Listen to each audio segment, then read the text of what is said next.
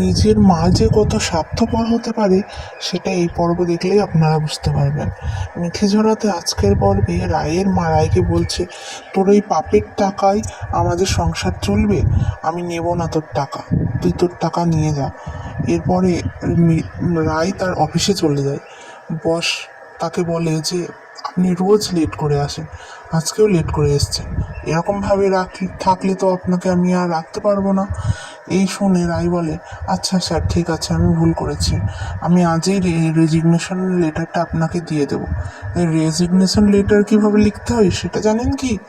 রায় তখন প্রতিবাদ করে বলে, হ্যাঁ স্যার, এইটুকু জ্ঞান তো আমার আছে, আমি হয়তো ইংরেজি বলতে পারি না, কিন্তু রেজিগনেশন লেটার কীভাবে লিখতে হয় সেটা আমি জানি। এরপরে স্যারের সঙ্গে রায়ের একটা বচসা হয়, আর রায় রেজিগনেশন লেটারটা লেখার জন্য প্রস্তুত হয়ে যায়। এদিকে স্যার ভাবে যে কত বড় অসভ্য মেয়ে, আমার সামনে বসেই অপরাধ করেছে অথচ মানবে না। এইভাবে রায় তার স্যারের সঙ্গে ঝগড়ায় বিলাপ থাকলে পারে রায় নিজের রেজিগনেশন লেটারটা লিখতে থাকে।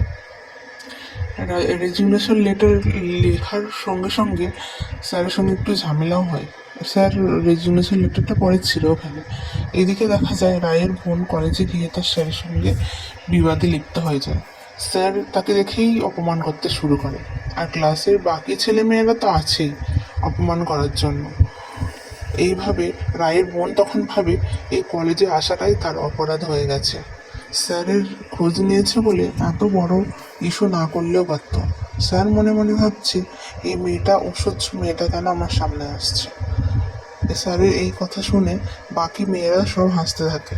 স্যার রায়ের বোনকে যে অপমান করছে সেটা ওদের খুবই ভালো লাগে।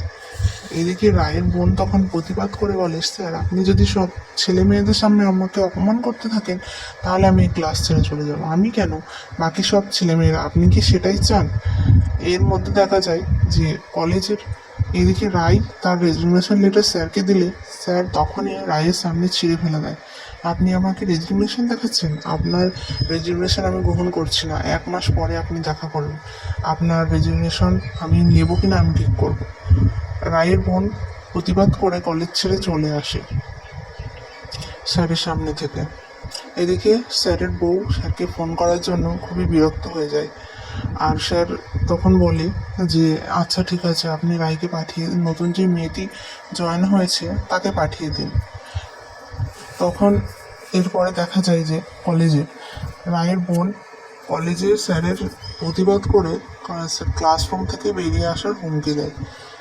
স্যার এইভাবেই এই পরবর্তী পর্বে আমরা আরও নতুন পর্ব দেখতে, আপনারা যদি দেখতে চান তাহলে নিশ্চয়ই আমার চ্যানেলটা সাবস্ক্রাইব করুন, আর আপনারা নতুন নতুন এপিসোড দেখতে পাবেন। তো আমি জানি না ভিডিওটি ভালো করতে পারছি কিনা, আগেও অনেকে কমপ্লেন করেছে যে দিদি তুমি ভালো করে কথাই বলতে পারো না। হ্যাঁ ঠিক, আমি নতুন ভিডিওটা বানাচ্ছি তো তাই একটু হয়তো অসুবিধা হয়।